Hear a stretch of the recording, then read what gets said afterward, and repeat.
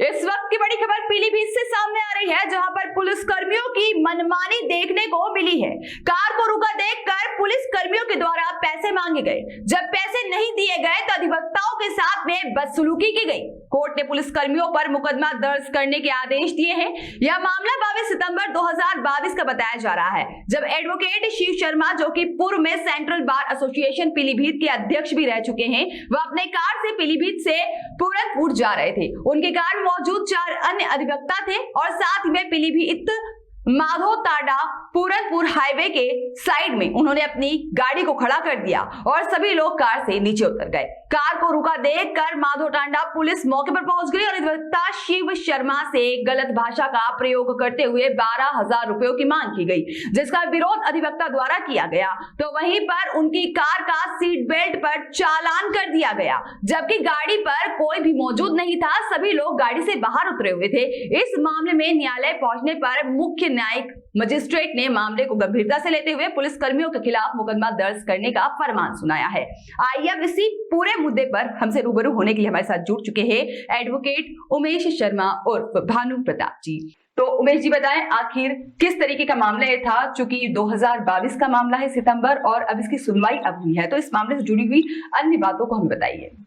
जी जी बिल्कुल मैम, आपको बताना चाहेंगे कि ये पूरा मामला जिला पीलीभीत के माधो थाना क्षेत्र का है, जहां पर जी सेंट्रल वाल के पूर्व अध्यक्ष रह चुके शिव शर्मा जी, जो कि अधिवक्ता हैं, सीनियर अधिवक्ता हैं, वो पीलीभीत से पूरनपुर के लिए जा रहे थे। उनके साथ में 4 से 5 अधिवक्ता लोग भी मौजूद थे। किसी कारण से उन्होंने अपनी कार को हाईवे के साइड में लगा दिया। वहां पर गाड़ी को देखकर माधो ताडा थाना क्षेत्र की पुलिस मौके पर पहुंची दलबल के साथ। वहां पर एक इंस्पेक्टर थे मौजूद और 10 से 12 कांस्टेबल लोग थे, जिन्होंने उनसे अभद्रता से बात करते हुए बात की और जिसका विरोध करने पर उन्होंने उन पर 12,000 रुपए की मांग की।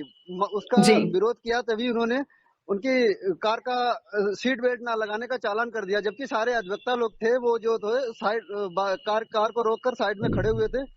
जी तभी वहां पे जो सीनियर अधिवक्ता थे शिव शर्मा जी थाने नजदीकी थाने में गए, माधो टाडा में। वहां पर एसएचओ से बात की, उन्होंने उनकी कोई सुनवाई नहीं की। उसके बाद वो पुलिस अधीक्षक पीलीभीत के पास पहुंचे और लिखित में इसकी शिकायत की। उसके बाद भी कोई सुनवाई नहीं हुई। उसको देखते हुए शिव शर्मा जी ने न्यायालय की शरण में अपना एक दाखिल किया और जो है मुख्य मजिस्ट्रेट ने 14 तारीख 14/3/2023 को सुनवाई करते हुए एक आदेश पारित किया, जिसमें कहा गया है कि संबंधित एसएचओ एवं होम जो भी वहां पर जिन लोगों ने अभद्रता की थी, लगभग 10 से 12 कांस्टेबल थे, उनके खिलाफ एक एफआईआर का आदेश जारी किया गया। एक बड़ी खबर है, क्योंकि पुलिस जो है, पुलिस और वकीलों के बीच एक संतुलन रहता है कि न्याय प्रक्रिया को बरकरार रखने के लिए, लेकिन यहाँ पर कुछ अलग ही मामला देखने को मिला गया। अभद्रता भी कही गई और रंगदारी के रूप में भी मांगा गया। रंगदारी न देने पर, उनका विरोध करने पर उनका सीट बेल्ट का चालान कर दिया गया। और जो पुलिस ने जो इसकी जो तफ्तीश की है, उसमें भी ये मामला न्यायालय में पूरनपुर पुलिस को इसकी जांच सौंपी गई थी। उस जांच में पूरनपुर पुलिस ने ये दाखिल किया है न्यायालय में कि हाँ, इनका जो है उसने स्वीकार किया है कि इनका चालान किया गया था सीट बेल्ट का। जी बिल्कुल उमेश जी, देखा जाए तो आपने बिल्कुल ठीक कहा कि पुलिस और जो वकील होते हैं उनका आपस में सामंजस्य होता है, तालमेल होता है, क्योंकि किसी भी मुजरिम को सजा दिलाने में इन दोनों का विशेष योगदान होता है। लेकिन इस तरीके का आपस में ही विरोध होना, आपस में ही चालान काट देना, मैं जानना चाहूंगी क्या किसी पुरानी रंजिश या फिर पुरानी बात को मद्देनजर रखते हुए इस तरीके की कार्यवाही को अंजाम दिया गया, या फिर यूं ही इस कार्यवाही को अंजाम दे दिया गया? नहीं, ऐसा बिल्कुल कोई भी पुरानी रंजिश नहीं थी। मतलब ये लोग अधिवक्तागण जो थे अपने पीलीभीत न्यायालय से पूरनपुर के लिए जा रहे थे, क्योंकि जो शिव शर्मा जी है पूरनपुर के रहने वाले हैं। और वहां पर जो पुलिस बल था, उन्होंने एक साइड में खड़ी गाड़ी को देखकर अचानक वहां पर पहुंचे और किसी ऐसे थोड़ी सी कहा सुनी हुई उसको लेकर उनसे बदतमीजी से बात करने लगे और जो है 12,000 रुपए की मांग की। वो मांग पूरी न करने पर सीट बेल्ट का चालान कर दिया। और जो विवेचना जो पूरनपुर थाना पुलिस ने एक विवेचना जो न्यायालय को सौंपी है, उसमें भी इस बात का जिक्र कराया गया कि इनका जो है सीट बेल्ट का चालान किया गया था, जो कि पूर्णतः गलत है। ये मजिस्ट्रेट ने स्वीकार किया, जो कि पूर्णतः गलत है। जी बिल्कुल उमेश जी, आपका बहुत बहुत धन्यवाद हमसे जुड़ने के लिए। समय सवाल ही पैदा नहीं होता। जी जी। उसके बाद फिर इसमें प्रार्थना पत्र दिया 156 3 माननीय सीजे महोदय ने दया दिखाते हुए जी हमारे ऊपर इंस्पेक्टर धर्मेंद्र सिंह यादव 10-12 अन्य सिपाहियों के लिए मुकदमा दर्ज करने का आदेश 14/3/2023 को किया। अच्छा सर, एसपी साहब को जब आपने प्रार्थना पत्र दिया था तो उन्होंने कोई सुनवाई की थी उस बीच में? उस प्रार्थना पत्र पर कोई सुनवाई नहीं हुई। हमने डाक द्वारा प्रेषित किया था प्रार्थना पत्र, कोई सुनवाई नहीं हुई जी।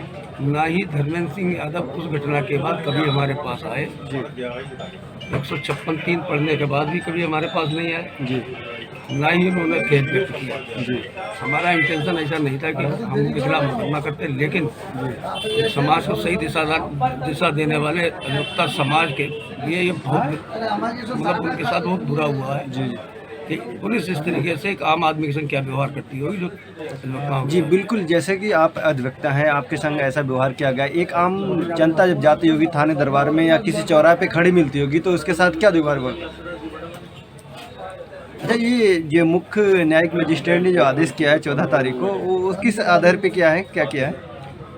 मुख्य न्याय मजिस्ट्रेट ने जो आदेश किया उसमें थाना सीओ पूरनपुर से जो रिपोर्ट मांगी है जी, उस रिपोर्ट में सीओ पूरनपुर ने खुद एडमिट किया है जी कि वादी मुकदमा के अभद्रता करने के कारण गाड़ी का चालान किया गया। जी जी।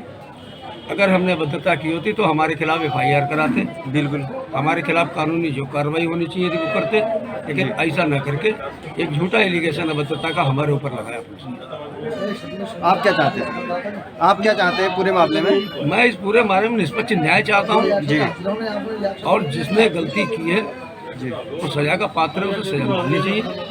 और मैं तो मीडिया के माध्यम से बात कहना चाहता हूँ जी कि इसकी निष्पक्ष जांच हो, आरोपी के विरुद्ध आरोप पत्र न्यायालय प्रेषित हो जी। और उसके बाद मुकदमे की कार्रवाई। धन्यवाद सर। 22 सितंबर को क्या मामला हुआ था? पीलीभीत से पूरनपुर के लिए जा रहे थे तो माधो टाटा पुलिस ने क्या सलूक हुआ था आपके साथ? 22 सितंबर 2022 को जी मैं, मेरे अधिवक्ता साथी अरुण मिश्रा, आसिफा एडवोकेट, शिवनंदन एडवोकेट और हाशिम एडवोकेट, ये लोग हम लोग पीलीभीत कचहरी से पूरनपुर के लिए माधव टाड़ा जा रहे थे जी। माधव टाड़ा में कुछ अधिवक्ताओं को पेशाब लगी, अनुशंका के लिए वो उतरे, गाड़ी पर कोई बैठा नहीं था। इस बीच इंस्पेक्टर क्राइम माधव टाड़ा धर्मेंद्र सिंह यादव और 10-12 अन्य सिपाही नए रंग रोड पर लड़कियाँ जो मेरे गाड़ी के नज़दीक आई, उन्होंने पूछा कि गाड़ी किसकी है? मैंने कहा मेरी गाड़ी है जी। उन्होंने कहा कि गाड़ी का इसका चालान होगा। तो मैंने कहा क्यों चालान होगा जी? तो बोले नहीं, इसका चालान होगा ना 12,500 रुपये आप हमको दीजिए जी। तो मैंने कहा 12,000 रुपये मैं क्यों दूँ भाई जी? 12,000 रुपये नकद में मांगे थे? कैश में? कैश में मांगे 12,000 जी। मैंने कहा मैं पेशे से अधिवक्ता हूँ, वकालत करता हूँ पीलीभीत जिला मुख्यालय पर जी, मैं तो 12,000 नहीं दूंगा। उन्होंने कहा चालान करेगा। उन्होंने चालान, सीट बेल्ट का चालान काटा, जबकि सीट पर कोई व्यक्ति बैठा हुआ नहीं था जी जी। तो हमने कहा कि चालान क्यों काटा? तो अभद्रता की हमारे साथ जी, हमारे अधिवक्ता साथियों के साथ अभद्रता की जी। और जब मैंने उनसे उन्हें बताया कि ये ठीक नहीं है आपके, मतलब एक सही दिशा को और समाज को सही रास्ता दिखाने वाला अधिवक्ता है, उसके संग आप जो है अभद्र व्यवहार कर रहे हैं, ठीक नहीं है जी। तो बोला जाओ जो करना हो वो कर देना। मैंने कहा मैं क्या करूँगा, आपके पास रिवाल्वर है, आपके पास राइफल है जी, ठीक है, मेरे पास तो कलम है जी, मैं कलम की लड़ाई लड़ूंगा बिल्कुल। उसके बाद माधव टाड़ा थाने गए, वहाँ सुना सवाल ही पैदा नहीं होता जी जी। उसके बाद फिर एसपी प्राप्त। जैसा कि सेंट्रल बार के पूर्व अध्यक्ष शिव शर्मा जी के साथ 22 सितंबर को एक घटना हुई थी, जो पीलीभीत से पूरनपुर के लिए जा रहे थे, तो उन्होंने अपनी गाड़ी सड़क के साइड में लगा दी थी, जहां पर माधव टाड़ा पुलिस ने आकर उनके साथ अभद्रता की थी। अब मुख्य न्यायिक मजिस्ट्रेट ने एक आदेश जारी किया है मुकदमा दर्ज करने के लिए। इसमें एक इंस्पेक्टर और लगभग 12 सिपाही शामिल हैं, उसको लेके क्या कहेंगे आप? देखिए, जो वर्तमान सरकार जी, इसने कुछ पुलिस को ज़्यादा ही छूट दे रखी है जी, जिसके परिणति आपके सामने आ गई थी और धीरे धीरे आ भी रही है। होता क्या है कि पुलिस क्योंकि जब किसी चीज़ के ऊपर कोई अंकुश नहीं रहता है तो पुलिस अपनी भी सीमाएं लांघने, पुलिस क्या कोई भी हो जी अपनी सीमाएं लांघने चालू हो जाता है।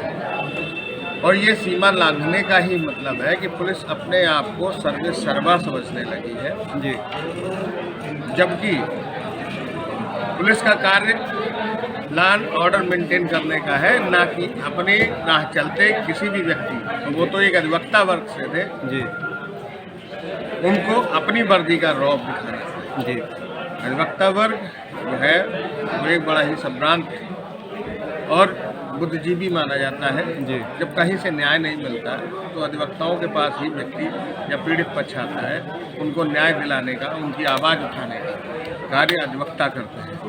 अब यही कार्य जब अगर पुलिस करने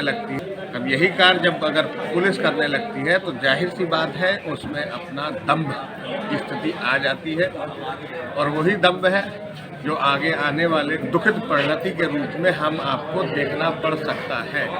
लोग तालियां बजाते हैं, कुछ अच्छा काम भी पुलिस करती है जिसके लिए हम उनकी सराहना करते हैं, और कुछ बुरा काम, क्योंकि अपने हाथ में लॉ एंड ऑर्डर लेना, जी वो लॉ लेना, जी ये तो सरासर गलत है। जिसका काम जो है उसी के हिसाब से ही। अच्छा, एडवोकेट शिव शर्मा जी ने पुलिस अधीक्षक को भी इसमें एक विज्ञप्ति दी थी, जिसमें कोई भी उन्होंने एक्शन नहीं लिया, कोई भी कार्रवाई नहीं की। आखिर उनको जो है न्यायालय के समक्ष अपनी बात रखनी पड़ी, और न्यायालय ने उनका सम्मान रखते हुए एक आदेश पारित किया जिसमें मुकदमा दर्ज करने की बात कही। देखिए, जब पुलिस नहीं सुनती, थाना नहीं सुनता है, तो पुलिस अधीक्षक उसके उच्च अधिकारी के पास जाते हैं। जी जी जैसा कि रूटीन में जी ये सीआरपीसी के ही आधार पर चलता है, और जब पुलिस अधीक्षक उस पर कोई कार्रवाई नहीं करता है तो मजबूरन न्यायालय के समक्ष अपने प्रार्थना पत्र को प्रस्तुत करके, जिसे 156(3) सीआरपीसी के तहत प्रस्तुत किया जाता है, उसमें संबंधित मामले के संबंध में मजिस्ट्रेट संबंधित थाने से कि अभियोग पंजीकृत है या नहीं है, आख्या तलब करती है, और आख्या तलब करने के बाद अगर नहीं पंजीकृत है तो मामला संज्ञेय पाने के उपरांत न्यायालय ये आदेश देती है कि संबंधित थाना उस पर अभियोग पंजीकृत करे और दोषी व्यक्तियों के विरुद्ध कानूनी कार्रवाई, मामले की जांच कर कानूनी कार्रवाई। धन्यवाद।